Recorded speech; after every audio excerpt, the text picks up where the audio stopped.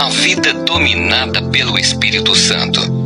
Agora já não existe nenhuma condenação para as pessoas que estão unidas com Cristo Jesus, pois a lei do Espírito de Deus que nos trouxe vida por estarmos unidos com Cristo Jesus, livrou você da lei do pecado e da morte. Deus fez o que a lei não pôde fazer, porque a natureza humana era fraca. Deus condenou o pecado na natureza humana, enviando o seu próprio Filho, que veio na forma da nossa natureza pecaminosa, a fim de acabar com o pecado. Deus fez isso para que as ordens justas da lei pudessem ser completamente cumpridas por nós, que vivemos de acordo com o Espírito de Deus e não de acordo com a natureza humana. Porque as pessoas que vivem de acordo com a natureza humana têm a sua mente controlada por essa mesma natureza. Mas as que vivem de acordo com o Espírito de Deus têm a sua mente controlada pelo Espírito. As pessoas que têm a mente controlada pela natureza humana acabarão morrendo espiritualmente, mas as que têm a mente controlada pelo Espírito de Deus terão a vida eterna e a paz.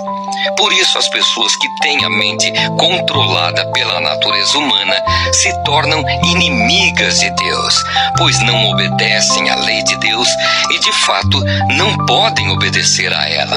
As pessoas que vivem de acordo com a sua natureza humana não podem agradar a Deus. Vocês, porém, não vivem como manda a natureza humana, mas como o Espírito de Deus quer, se é que o Espírito de Deus vive realmente em vocês. Quem não tem o Espírito de Cristo não pertence a Ele. Mas se Cristo vive em vocês, então, embora o corpo de vocês vá morrer por causa do pecado, o Espírito de Deus é vida para vocês, porque vocês foram aceitos por Deus.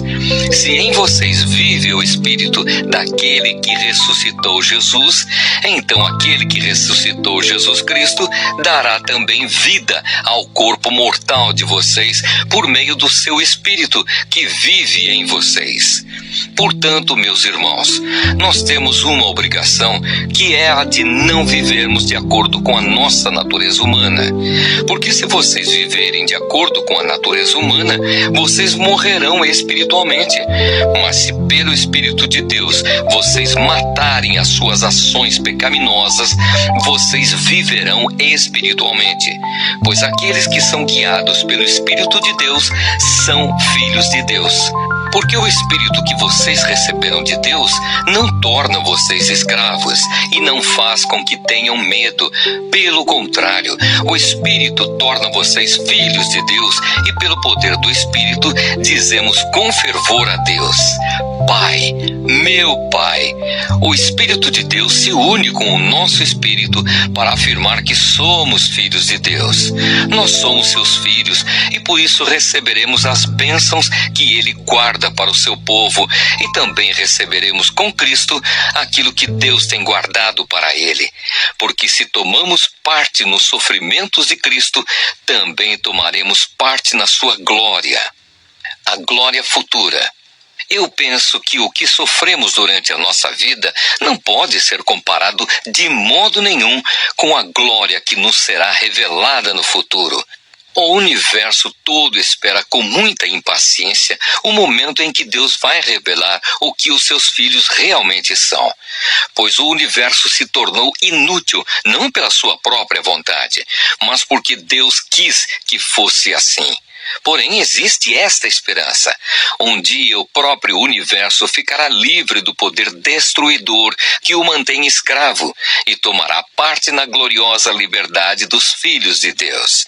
Pois sabemos que até agora o universo todo geme e sofre como uma mulher que está em trabalho de parto. E não somente o universo, mas nós que temos o Espírito Santo como o primeiro presente que recebemos de Deus, nós também gememos dentro de nós mesmos, enquanto esperamos que Deus faça com que sejamos seus filhos e nos liberte completamente. Pois foi por meio da esperança que somos salvos. Mas, se já estamos vendo aquilo que esperamos, então isso não é mais uma esperança. Pois quem é que fica esperando por alguma coisa que está vendo? Porém, se estamos esperando alguma coisa que ainda não podemos ver, então esperamos com paciência. Assim também o Espírito de Deus vem nos ajudar na nossa fraqueza, pois não sabemos como devemos orar. Mas o Espírito de Deus, com gemidos que não podem ser explicados por palavras, pede a Deus em nosso favor. E Deus, que vê o que está dentro do coração, sabe qual é o pensamento do Espírito, porque o Espírito pede em favor do povo de Deus e pede de acordo com a vontade de Deus, pois sabemos que todas as coisas trabalham juntas para o bem daqueles que amam a Deus, daqueles a quem Ele chamou de acordo com o seu plano, porque aqueles que já tinham sido escolhidos por Deus, Ele também separou a fim de se tornarem parecidos com o seu Filho. Ele fez isso para que o Filho fosse o primeiro entre muitos irmãos. Assim Deus chamou os que havia separado. Não somente os chamou, mas também os aceitou. E não somente os aceitou, mas também repartiu a sua glória com eles. O amor de Deus que é nosso por meio de Cristo. Diante de tudo isso, o que mais podemos dizer? Se Deus está do nosso lado, quem poderá nos vencer? Ninguém, porque Ele nem mesmo deixou de entregar o próprio Filho, mas o ofereceu por todos nós. Se Ele nos deu o seu Filho, será que não nos dará também todas as coisas? Quem acusará aqueles que Deus escolheu? Ninguém, porque o próprio Deus declara que eles não são culpados. Será que alguém poderá condená-los? Ninguém, pois foi Cristo Jesus quem morreu, ou melhor, quem foi ressuscitado e está à direita de Deus, e Ele pede a Deus em favor de nós. Então quem pode nos separar do amor de Cristo? Serão os sofrimentos, as dificuldades, a perseguição, a fome, a pobreza, o perigo ou a morte?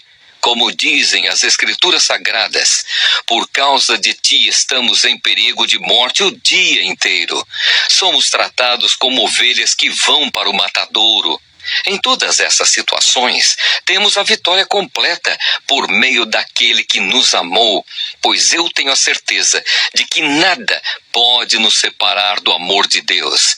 Nem a morte, nem a vida, nem os anjos, nem outras autoridades ou poderes celestiais, nem o presente, nem o futuro, nem o mundo lá de cima, nem o mundo lá de baixo. Em todo o universo não há nada que possa nos separar do amor de Deus, que é nosso por meio de Cristo Jesus, o nosso Senhor.